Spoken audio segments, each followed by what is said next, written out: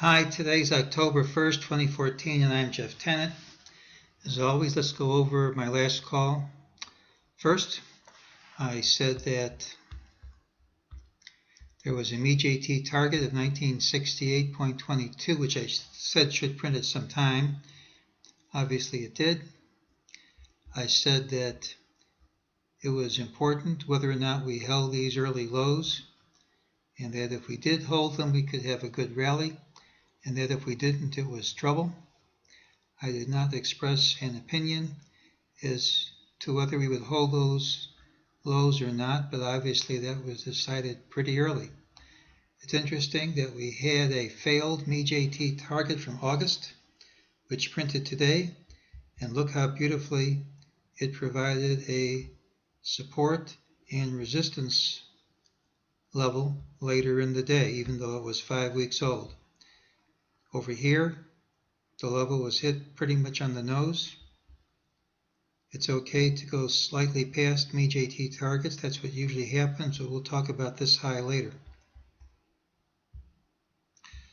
During the day, mejt said ultimately higher prices would print. This is the minimum target. We got it immediately and went past it. We then dropped. The system identified the target from back in August. It said the drop was a false move and targets 1952.65, most likely to print tomorrow. This was the late high we talked about. The blue line is a mejt target that was generated today.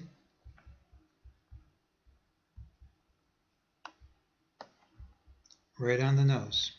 Doesn't always work that way, unfortunately.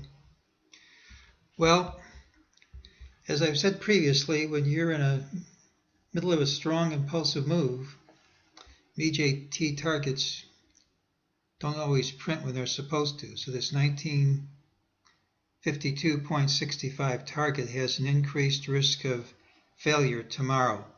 I think it will print, but anything can happen when the unemployment report comes out.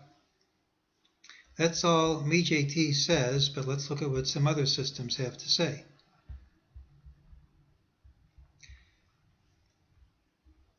This is a 30-minute chart.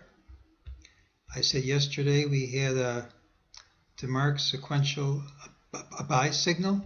We have 9 more bars of setup, so we now have a 9, 13, 9 sequential buy signal on the 30-minute chart. Right at today's low, we have another 9, 13, 9 sequential buy signal on the 65-minute chart in alignment.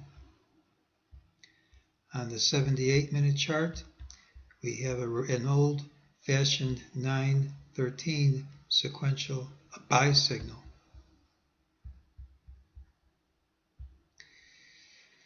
If you look at the Fibonacci retracement from the April low to the recent high, we're pretty close to this 38.2% retracement.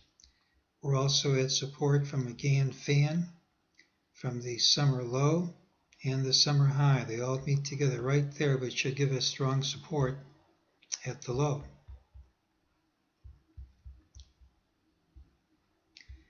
If this line is a valid line, and I'm not really certain it is, DeMark's work says we should return to it at some time. We have an incomplete sequential sell signal. It should go to completion at 13 bars because we've gone through this TDST line. It should do so without violating 1928.29 or printing 9 bars of setup in the other direction.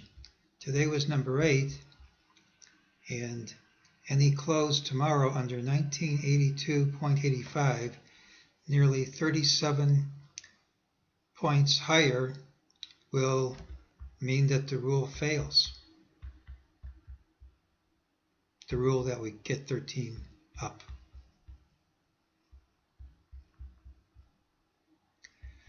Well, anything can happen when the employment report comes out.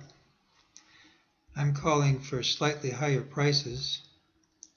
We have huge support at this low, and if the unemployment report is negative and we gap under it, then the huge support has failed and we could really tank.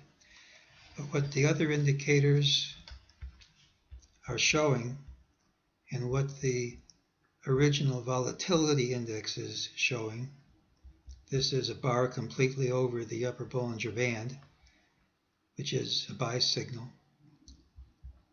It needs to reverse through the line, but it almost always does. You're not going to stay over the line 2 days in a row. The other indicators are calling for a huge rally, which would undoubtedly have to start with a huge gap up. It would have to be quite an employment report to do that. Frankly, I'm not really certain I believe it.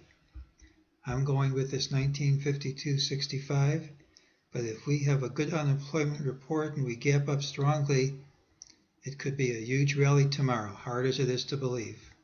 I'm not predicting it, I'm just saying that's what the indicators are compatible with, and that's today's report.